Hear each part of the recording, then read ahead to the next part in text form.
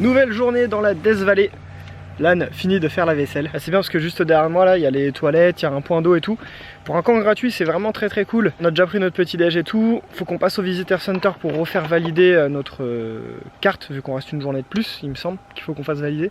Faut qu'on fasse le plein d'essence. Ici l'essence est fatalement très cher. C'est à peu près 60-70 centimes en plus pour un gallon. Donc ça fait 20 ou 20 centimes de plus par litre. Donc bon, c'est pas un truc de fou mais c'est quand même plus cher. Le programme de la journée est déjà tout fait, mais le premier truc qu'on va faire c'est on va visiter le cratère d'un volcan. Et on a vraiment super bien dormi, il a pas fait froid et tout. La route, il y a eu quelques voitures qui sont passées mais ça va. Par contre ils ont pas blagué sur le vent. Ils avaient dit que dans les commentaires du campground il y avait écrit qu'il pouvait y avoir du vent. Il y a eu du vent cette nuit donc ça a fait pas mal de bruit avec la tente, mais dans l'ensemble ça a été. Et puis ce matin on s'est réveillé avec cette vue. Et ça, bon, ça vaut d'avoir un petit peu de vent dans sa tente la nuit quoi. Et du coup c'est bien ce qu'on pensait hein. Hier quand on est arrivé, je sais plus si je l'ai dit, mais du coup le camp était complet. Il n'y avait plus une seule place de libre. Donc là nous on occupe encore une place. Je pense que il y a un autre couple qui va rester. Et puis il y a d'autres gens qui s'installent. Enfin il y a peut-être 4 places qui vont rester toute la journée. Et donc il restera que 6 places de dispo. Donc ouais, ce camp là il est quand même assez demandé. Mais il y en a un autre qui est un peu plus loin qui s'appelle Wildrose, qui à première vue est très sympa aussi, mais ça fait encore plus de route pour tous les points d'intérêt. Il y a à peu près 1h15 de route. Donc bon, ça fait, voilà, si tu t'en fous de faire un peu de route, tu peux aller là-bas. Il est un peu plus dans les petites montagnes là-bas, donc ça peut être sympa aussi. On va en profiter là où on fait l'essence, c'est là où on prend les douches aussi. Et les douches, je sais pas si on l'a dit, mais c'est 4 $ illimité. Et on a accès à la piscine. Jusqu'à minuit. Jusqu'à minuit. Donc en fait tu peux prendre par exemple, on peut prendre la carte ce matin, prendre une douche ce matin, une douche ce soir, aller à la piscine entre temps. Donc 4 $ ça reste assez cher pour une douche si tu fais que la douche, mais vu tout ce qu'ils te donnent à côté, même si nous on va pas trop s'en servir, je trouve que c'est ok, tu vois. Le seul truc qui est dommage c'est que ils font restaurant, ils font station-service là, et qu'ils proposent pas par exemple si tu dépenses tant au restaurant ou tant à la station-service, t'as les douches offertes, tu vois. Ça pourrait être assez cool. Mais bon, non, ils font pas ce genre de formule malheureusement. Donc voilà, écoutez, on est parti, on va prendre la route. Voici le Hebe cratère. Hebe. Il a 2000 années à peu près. Attends, on a vu des séquoias plus vieux que ça quoi. Ouais. Et il fait 500 feet de profondeur. Je sais pas ce que ça fait. Mais ça fait 500 feet? Ça fait 152 mètres. 152 mètres de profondeur. Il y a un peu de vent. Ouh. Ah ouais, tu peux descendre si tu veux. Hein. Il y a des petits chemins. Et par là, si tu veux, à 800 mètres à peu près, il y a des petits cratères aussi. Mais bon, quand tu as vu le grand, bon, des petits, c'est peut-être un peu moins impressionnant. Les chiens et les drones sont interdits, comme tous les endroits, comme dans toute la Death Valley en fait. C'est un peu dommage quand même. Hein. Il y a du vent, ça fait du bien, mais en fait le vent est hyper chaud. En bas, il est plus frais.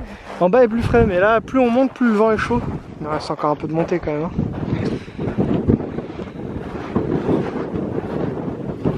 Voilà, on est arrivé au niveau d'un des petits cratères, donc on le voit bien. Hein. Et le chemin continue et il y en a encore de l'autre côté, on voyait sur la photo au parking. Hein. Ah, c'est cool. Je pense qu'on n'est pas au point le plus haut de peut-être du contour du cratère. Là-bas, je crois que c'est un peu plus haut. Peut-être un chouille plus haut là-bas, mais pas sûr. Allez, là, on attaque la descente. Tout le jeu, ça va être de pas glisser. Je te sens pas très sereine là.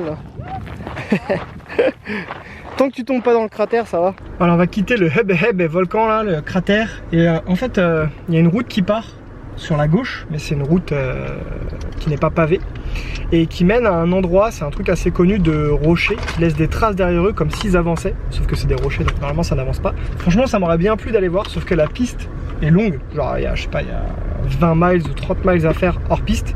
Et dans le petit journal qu'ils nous ont donné, il y a écrit que si jamais tu as besoin de te faire remorquer sur une route non pavée, c'est 2000 $ et c'est à ta charge. Donc voilà, ça te calme dans tes choix de savoir si tu veux prendre une route non pavée ou non. Donc du coup, vu que c'est quand même vachement loin, ça on n'ira pas malheureusement. Genre ça m'aurait fait un peu délire d'y aller, mais on n'ira pas. Donc là on va prendre le retour, on a encore pas mal de trucs à voir. Je pense que le temps d'aller au prochain point il sera déjà midi, donc on va s'arrêter manger. Et puis on aura l'après-midi pour faire les derniers points qu'on veut visiter avant d'aller voir un beau coucher de soleil.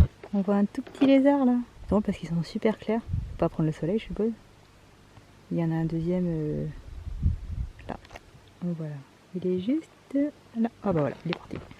Ça y est, on commence à voir les structures un peu abandonnées.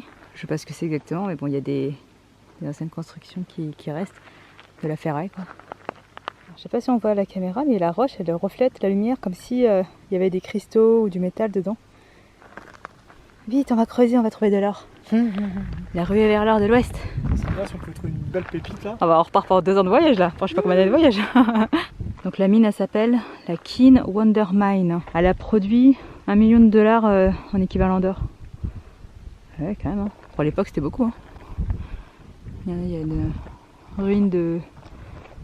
Je sais pas, on dirait des petites chariotes là qui vont descendre de là. Ouais, c'est bien à 13h de faire une marche comme ça, c'est très malin très intelligent de notre part. Ça va avec le vent. Ah mais justement c'est traître. On a une sacrée vue là sur la vallée. Hein. Bon par contre ce truc là ça fait beaucoup de route pour pas grand chose quand même. Ouais j'imaginais un peu plus quand même. Ouais j'imaginais qu'on en verrait un peu plus aussi. Il y a là une espèce de petit wagon là, il est où? Je sais pas. Après il y a plein de chemins qui partent mais... Beaucoup, hein. Bah ouais tu sais pas trop où aller quoi. Pareil il y en a un qui monte là-haut. La mine, moi je sais pas si ça vaut le coup, sachant que tu prends un risque entre guillemets pour ta voiture. Je pense pas que ça vaille le coup de venir. Je m'attendais à plus de vestiges et tout. Quoi. Ouais, je m'attendais à ce qu'on en voit un peu plus. Au final, on voyait pas grand chose. Ouais, ça c'est le premier truc bof de la vallée, tu vois. Bah après voilà, ceci dit, la vue est ouf et puis bah voilà, on est tout seul quoi. Comme ça là, si on décède, bah on décédera bien, tu vois. Avant que quelqu'un vienne nous chercher. Là. On a aucune chance. Voilà. Et là, ce qui est rigolo, dites-vous bien, c'est qu'ici on capte. On capte la 4G ici. On fait un petit arrêt au Devil Cornfield, qui doit vouloir dire le champ de maïs du diable. Ouais, c'est ça. Très rassurant. Et en fait, c'est par rapport à ça. À la forme bizarre de ces trucs. En fait, le vent souffle, du coup, ça déterre un peu la plante, quoi. Et elle est sur une espèce de piédestal. Et on voit les racines, en fait, qui sortent. La terre, elle est sèche, mais c'est même plus sec à ce stade. Bah, tu vois, celui-là, je pense que c'est un bon exemple. Hein. Donc, ça veut dire qu'avant, la terre était à ce niveau-là, quoi. Là, quand tu regardes autour de toi, t'as l'impression d'être au milieu de nulle part. Franchement, quand tu regardes comme ça, genre, celui-là, on dirait pas un ananas un peu, genre la partie orange, et puis après, ça fait les trucs de l'ananas vert au-dessus. Des fois, il y en a certains, on a l'impression qu'ils sont bien alignés. Puis là, il commence à y avoir du sable. Parce qu'on n'est pas très loin des dunes. Bah, tiens, on les voit juste là. Encore un petit arrêt. Bon, là, cette fois, c'est une ancienne mine, mais d'or blanc. Donc, c'est déjà un peu plus sympa, je trouve, que l'autre, parce que c'était très facile d'accès. Et surtout, bah, il y a encore des petites constructions et tout. Et le paysage est très très sympa. Bon, là-bas aussi c'était sympa, mais bon, ça valait pas les 5 miles dans la caillasse, quoi. Et ça ressemble à un four. Mais bon, ça fait petit, je trouve, pour un truc industriel. Non? Ouais, je sais pas. Il est 14h30. Il fait très très très chaud. Je pense que c'est le moment de la journée où il fait plus chaud. Ouais, on rentre dans les horaires. Ouais, ça chauffe là. On a la clim à fond dans la bagnole. L'air est tellement sec. Je sais pas si je l'ai dit, mais ce matin, me réveillant, j'avais le nez qui saignait. Pas agréable du tout. Donc, et encore, c'est l'automne là. On est en octobre. Je me dis, en plein été, c'est pas possible quoi. Oh non. Ah, donc à l'époque, le sel était exploité ici. On voit encore des petites traces blanches. Ah, en fait, ce qu'on voyait de là-haut, et je parlais d'un four là, en fait, c'est la raffinerie. Enfin, ce qu'il en reste. Et là derrière on voit une espèce de convoi donc qui a rapatrié les minéraux et c'était tiré par 20 mules. Et c'est pour ça que la compagnie Borax, c'est celle qui exploitait ces minerais, c'était connu parce qu'en fait à chaque fois c'était tiré par 20 mules. Donc là on voit le convoi là des 20 mules et il fallait 20 mules pour tirer les enfin 3. Non c'est 3 trucs quoi. Bah plus ça là. Ouais, parce que t'as 36 tonnes à tirer, ouais. Dont 4500 litres d'eau. Ouais. Et c'était là-dedans. Ouais. Les pauvres mules. C'est les claquettes de frein de l'époque. Sacré convoi quand même. Hein. On s'est un peu posé au Visitor Center, vérifier s'il ne nous manquait pas des choses qu'on voulait voir, etc. Puis surtout se mettre un peu au frais parce il est 15h30 donc on a passé la période la plus chaude là. On sent que ça commence un petit peu à redescendre tranquillement. On attaque les dernières visites qui nous manquent et là on est à Zabriskie Point. Donc c'est un joli point de vue sur des formations rocheuses assez sympas. En tout cas j'aurais jamais autant photographié des cailloux de ma vie. Bon c'est des beaux cailloux alors voilà quoi. Et là par contre c'est pas comme le cratère de ce matin. Hein. Là il y a du monde. Donc voilà. Zabriskie Point. C'est joli ce petit point. On n'est pas tout en haut encore. Et ici c'est recommandé de venir pour lever et coucher de soleil. Et même de jour, hein, de toute façon, tu vois, c'est vraiment joli. C'est pas là qu'on va venir voir le, bah, vous vous en doutez, hein, coucher de soleil, ça serait con de venir maintenant. Ici, tu peux, il y a une espèce de plat là, tu peux marcher, il y a une petite balade qui s'appelle la Badland, mais qui fait trop de miles pour nous. Surtout avec cette chaleur. C'est magnifique. J'en ai profité pour aller faire une petite géocache, parce qu'en fait, on a du temps à perdre un peu là. En fait, il va être 16 h. Par rapport à là où on est maintenant tout de suite, on a à peu près 40 minutes de montée jusqu'à Dantesio où on va voir le coucher de soleil. Donc en gros ça nous fera arriver pour 17 h. Et il aurait plus fallu qu'on soit là-bas pour 18 h. Donc en gros on a 1 heure un peu à tuer quoi là, où on sait pas trop quoi faire. Donc on va voir. Voilà, on va essayer de voir s'il n'y a pas quelque chose dans le coin, sinon bon, on va juste se poser et attendre. On est en haut de Dantesview. Il fait bon ici, parce qu'on est un peu en altitude. Sachez que la route est interdite aux caravanes et si tu as un pick-up qui tracte une caravane, ou même si tu as un camping-car trop long, c'est interdit. Ouais, il y a du vent, ça fait du bien. Alors voilà la vue d'un des côtés du parking. Mais c'est pas la plus belle vue. La plus belle vue, elle est là-bas. Voilà, la plus belle vue, sans aucun doute, c'est celle-ci. Voilà, là la vue, là la vue quoi. C'est tout ce qu'il y a à dire. Là, c'est incroyable. On peut voir Los Angeles et Las Vegas, le halo de lumière. Sérieux? Putain, c'est ouf. Je pense c'est quoi en bas là? C'est Badwater, je pense, non? Regarde, on voit le chemin un peu large avec le grand espace blanc et après nous on a continué, tu vois ce que je veux dire? Je pense que c'est Badwater en bas là. Il reste plus d'1 heure à attendre.